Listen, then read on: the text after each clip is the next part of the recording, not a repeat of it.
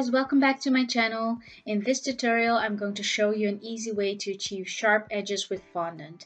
If you like these cake basics tutorials, feel free to subscribe to my channel, and if you don't want to miss any of my videos, don't forget to hit that notification bell as well. And without any further ado, let's hop right into the tutorial. So I'm starting with a 15 centimeter or 6-inch cake that I've already frosted with Swiss meringue buttercream, creating those sharp edges using my upside down method. If you want to see how I did this, I will link the video in the description box below as well as the buttercream recipe. And now I'm using icing sugar to roll out a piece of fondant that is slightly larger than the top of the cake, and I'm using spacing bands on my rolling pin to make sure that my fondant has an even thickness all over. I'm transferring my disc of fondant to the top of the cake with the help of my rolling pin, and I'm using my hands to press out any air bubbles to the sides. And when you do this, you'll need to make sure that the cake is really cold so the buttercream edges will stay sharp in spite of the weight of the fondant. And now I just need to make a little shout out to Helen. You can hold your breath now because it's time to flip the cake. This comment she posted on last week's video really made me laugh, and I just love reading your comments and try to respond as much as I can. So if you have any questions, please don't hesitate to comment. I flipped the cake with a piece of baking paper on top of the cake, so my cake is now upside down, and this allows me to make a clean cut all around the circumference of the cake. And I advise you to use a sharp knife for this to make sure you won't drag the fondant. And then I measure the circumference and height of the cake with about 1 or 2 inches of leeway, and I place the cake back into the fridge to chill while I roll out the fondant in these measurements.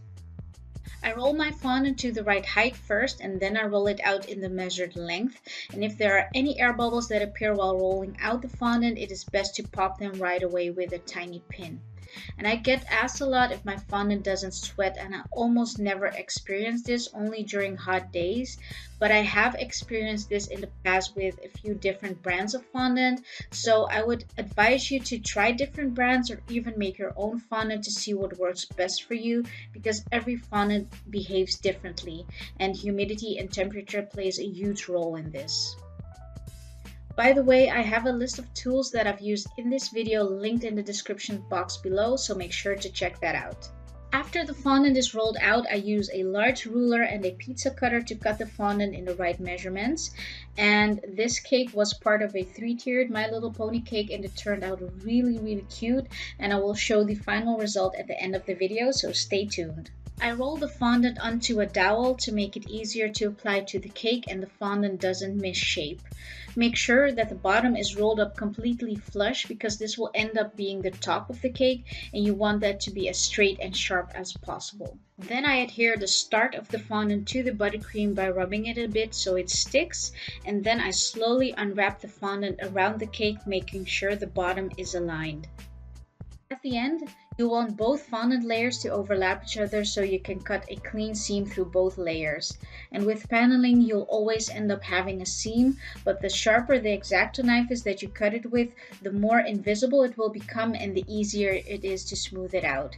And I tend to incorporate this seam into the design or place it at the back. And in next week's tutorial, I'll show you another way how to cover a cake with fondant without paneling, but with sharp edges too. And now it's time to smooth the fondant with the help of some fondant smoothers, and make sure to pay some special attention to the seam so it will almost disappear. And if you have any troubles with air bubbles between the buttercream and the fondant, you can use a pin to pop them and use the smoother to guide the air out of it. If you leave them, they will only get bigger, so make sure to check for those. And you can also guide the air bubbles to the top of the cake so the air can escape. I didn't have any while making this video, so I couldn't demonstrate it, but I hope my explanation still helps you out a bit. To get rid of the excess fondant at the top, I use a sharp knife and the cake board as a guide to cut a straight line. You can also chill the cake for about 20 minutes so the fondant hardens, to make it easier to cut it or to prevent the fondant from dragging while cutting. And now it's time to flip the cake right side up again and give it one last smooth. And because my cake is cold, I can do this without indenting the buttercream underneath. If you live in a warm climate, I suggest chilling the cake again before flipping it, but just chill it in the fridge and not the freezer. And that's pretty much it. That's how you panel with fondant. It's easy and fast and creates ultra sharp edges. And as promised, here's the My Little Pony cake I used this cake for.